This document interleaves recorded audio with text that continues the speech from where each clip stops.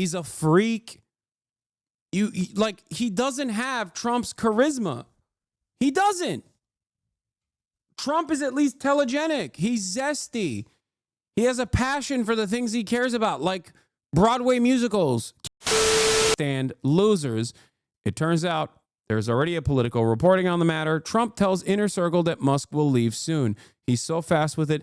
Now we wait for the relationship between the divas to deteriorate publicly.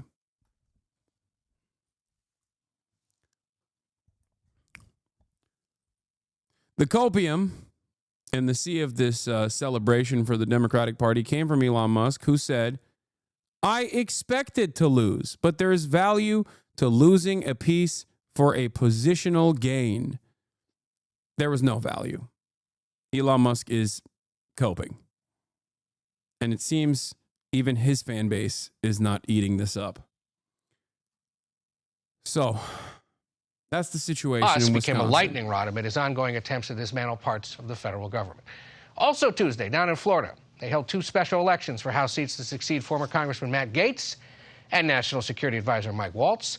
As expected, Republicans easily won in the ruby red districts, but Democrats cut into the larger margins the GOP had enjoyed last November. Keeping these seats was key for Republicans as they attempt to pass more of the president's agenda. There are now 220 Republican seats, 213 Democratic seats, a narrow margin in a party that has known to have a few no votes, Gail. All right, we're paying attention, Ed. But before you go, yesterday, you know this, Senator Cory Booker made history, breaking a record for the longest Senate speech at 25 hours and 4 minutes. No bathroom breaks, no food. He was protesting what he called a crisis brought on by the Trump administration's policies. When our founder said we must mutually pledge to each other, our lives, our fortunes, and our sacred honor. We need that now. Yeah. I don't care about this shit, okay? And we... Yeah, I'm going to skip the Cory Booker stuff for now. I'll get back to it later. We have breaking news right now. Sources tell ABC News Elon Musk could be taking a step back from his role in the administration. Musk is classified as a special government employee, which only lasts 130 days, but it's been widely rumored the White House could take steps to extend his role. Let's bring in ABC News senior reporter Catherine Falders for more on that. Catherine, what are you hearing? Yeah, so we know what Trump has said publicly here, but the timing of this in terms of what our sources are telling us that Trump is saying privately to advisors today is significant because, of course, it comes on the heels of that Wisconsin Supreme Court race where the Democrat there won. And we know that Musk poured millions of dollars. Musk and his groups poured millions of dollars into that race. So significant that Trump is saying this behind the scenes, but also important context to this is just a couple days ago in the Oval Office, Trump was asked very specifically about Musk's status as a special government employee, that 130-day limit. And Trump did indicate on Monday that Musk would be taking a step back in some way. Trump said he thinks that Musk is amazing. And he said, quote, but I also think he's got a big company to run. And so at some point, he's going to be going back. He wants to go back to his company. So essentially, Trump indicated there that after that limit was up, that Musk could be taking a step back. Trump was shielded from criticism by the cult of personality. Musk represented an outlet for Dems and disgruntled Republicans who would otherwise not criticize the Trump admin, a lightning rod for criticism. Well, he's a lightning rod for criticism because he's also incredibly fucking annoying. I need you to understand something. He is unimaginably boring. He's gross. He's a freak. He doesn't have Trump's charisma. He doesn't. Trump is at least telegenic. He's zesty. He has a passion for the things he cares about, like Broadway musicals, Cats, Phantom of the Opera, Andrew Lloyd Webber. These are things that you can associate with him. Whether you like him or not, it doesn't matter. He's a telegenic figure. Elon Musk doesn't have any of those qualities. He just has a bunch of the dumbest fucking people on a platform that he purchased, dick riding him into fucking oblivion. He doesn't have any of that shit in the wild. It does not translate to real popularity. You cannot purchase real popularity this way. That's why a lot of these autistic billionaires hide in the fucking shadows instead of constantly trying to narcissistically make themselves the forefront of these companies, okay? That's it. Because otherwise, they're going to be in broad daylight going, I'm become him, USA. And everyone's going to be like, what the fuck? This is the guy? This is the richest guy on the planet? What is going on?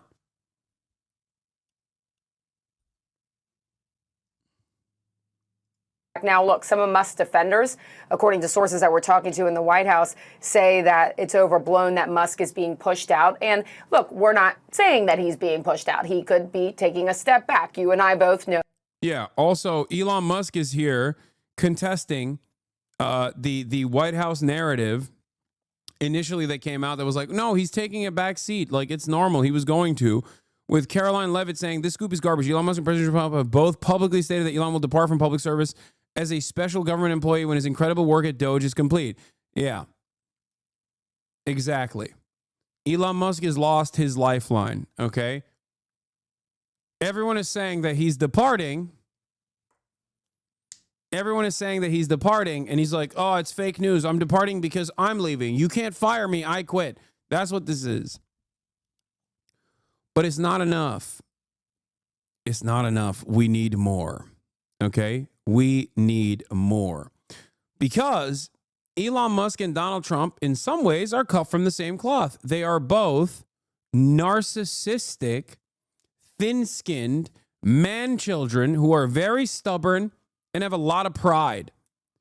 Therefore, I suspect that this relationship will deteriorate publicly as well as privately, as it's happening right now. Because once Trump recognizes that Elon Musk's attack dog, pit bull attitude at the behest of Donald Trump will not serve Trump's agenda, when Republicans call Donald Trump and say, please don't send Elon to our special elections or whatever, he will have no more use for Elon Musk. It's that simple.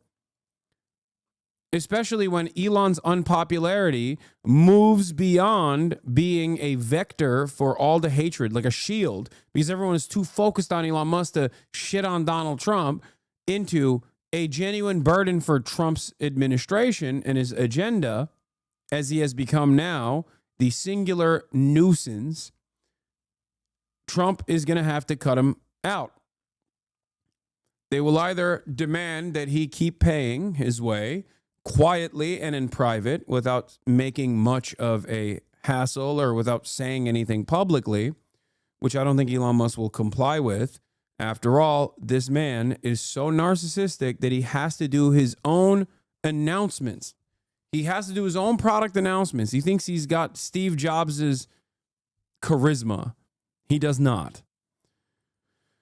So he won't just give them money without being while being relegated into the shadows. He will want to also keep speaking out. And the more he speaks out, the worse the outcomes will be, because association with Elon Musk is an immediate indication of corruption and billionaires interfering with American politics in ways that Americans clearly don't like. So I think Trump will have to cut or sever the ties publicly at a certain point. Know that Trump has lots of advisors inside the White House and outside the White House who he talks to every day and seeks advice from. So that will still continue. But in terms of Musk's employment status and it being up potentially at the end of May, that is obviously what seems to be a little bit uncertain at this point. And it is important context that Trump is indicating behind the scenes that Musk will take some form of step back here. So could Musk stay with the administration, but in some other capacity? Look, anything is possible. This gets back into our discussion about his status as a special government employee. I'm not sure, at least right now, that he will, unless the White House extends that in some way or he goes somewhere else in government. It appears that his status as a special government employee could be up at the end of May. But that, again, doesn't mean that he won't be advising President Trump. Trump isn't saying behind the scenes that he's soured on Musk. In fact, he remains satisfied and pleased with what Musk has done across the government in terms of cost cutting, despite it being challenged in the courts and despite the pushback here. So I'm sure he will remain a voice in President Trump's ear, regardless of what happens here in the next few weeks. All right, senior reporter Catherine Falders, thank you. This morning, you can find some Democrats smiling maybe for the first time This is pretty in the good. last few months. That's after some good special election results, an outright. I will admit, I hate that Donald Trump did the fucking tariff drop today, because I planned in the morning. I plan on spending most of the day on this and doing victory laps and talking about how glorious this is. And then Donald Trump came in and destroyed the economy with the stroke of a pen. And it ruined my plans of talking about how Elon sucks shit and how everybody hates him. And if I were in his shoes, I'd just go away. You know? Win in Wisconsin and some better margins in the state of Florida. So what does it all mean? You got to admit, this is a bit of an overreaction. Like, Trump is honestly going to pass on access to a limitless checkbook simply because the dude is a Thorbjorn man? Yes.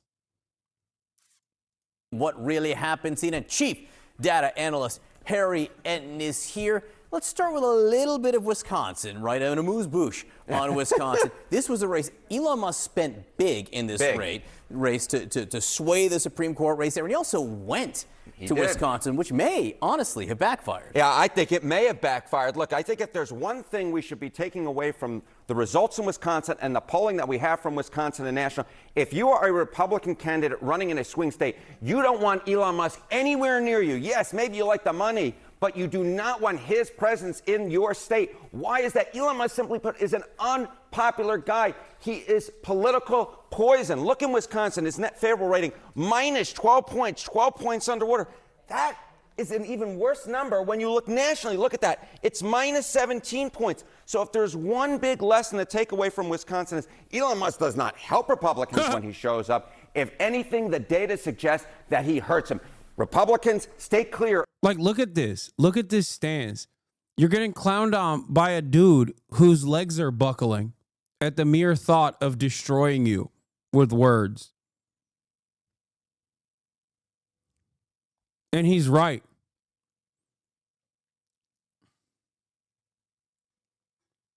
He got the fucking hentai legs, dude. He's got the ooh-woo kawaii legs up in here. He's looking like me trying to do a Japanese dance.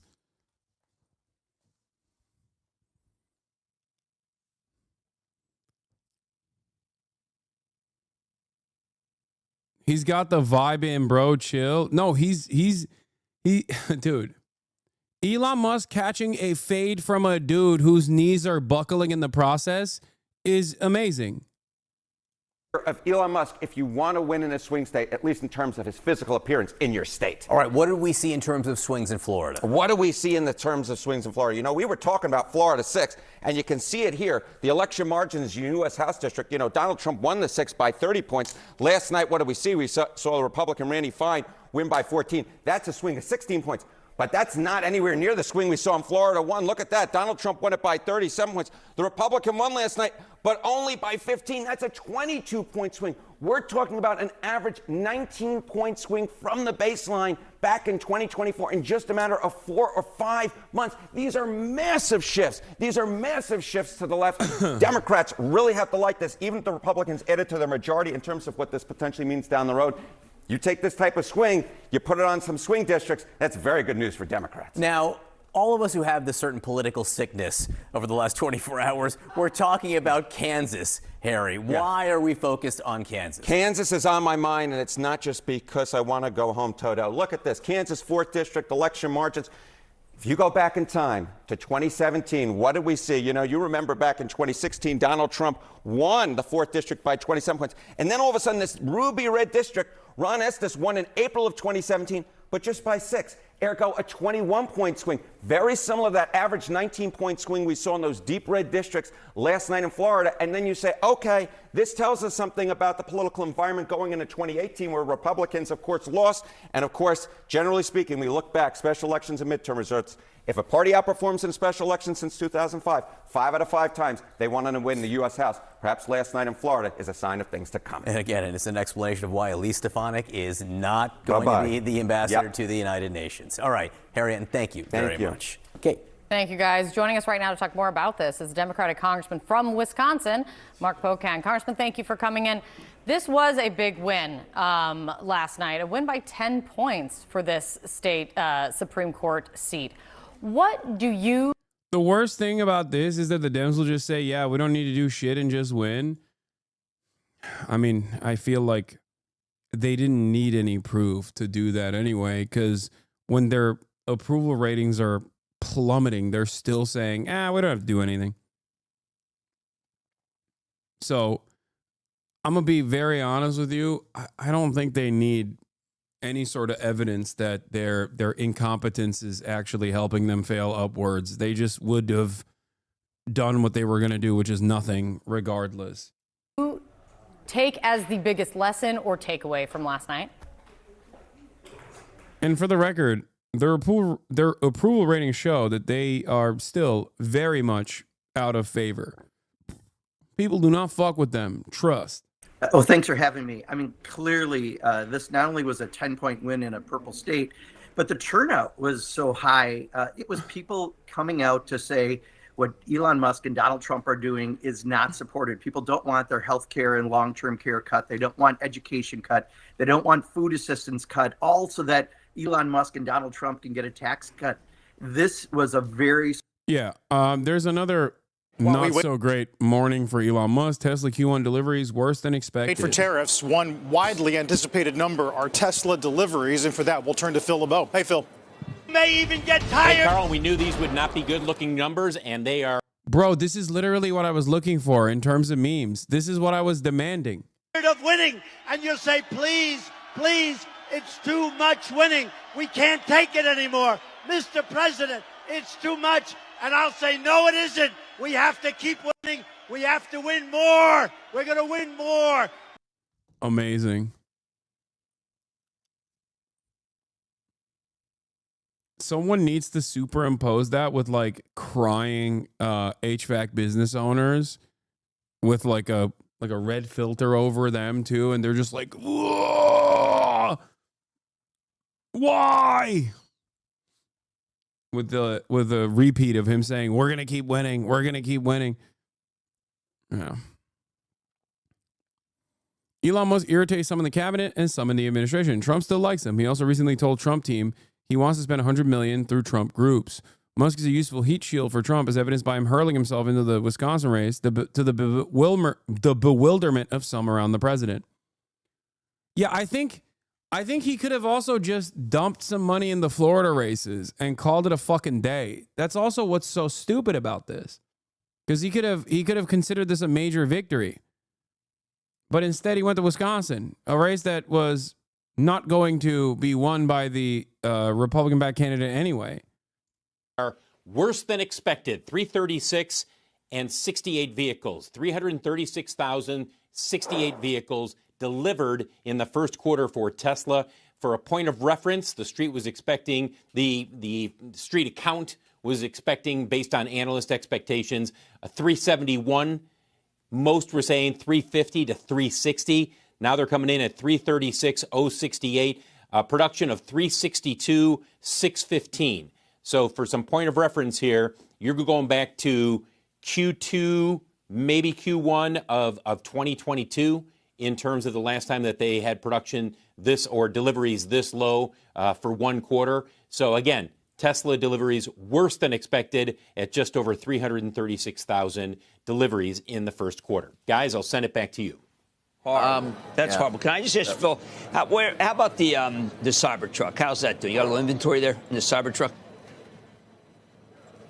Well, you want to know something, Jim? I saw video over the weekend of Cybertrucks that were parked waiting in a lot in Paramus, New Jersey. Now, does that mean that they've been sold and they're waiting for delivery? There were a lot of them. When I saw the video that was sent to me by my producer, I said, holy mackerel. Wow. Now, they do this where they bunch them up and then they deliver them. And when you've reached them in the past, they've said, well, don't worry about it. We're going to be delivering these vehicles. Their Q1 delivery numbers in the U.S. for the Cybertruck, I'd have to go back and check, but they're not huge. I want to say 7,000, something like that. Something like 2,500 a month, roughly speaking, were delivered. But overall, this 336 number, I understand what people are going to say. You won't see a ton of pressure here because if you're into Tesla, you're into AI, robotics, autonomous vehicle technology. Yeah, I've been doing that, That's the future.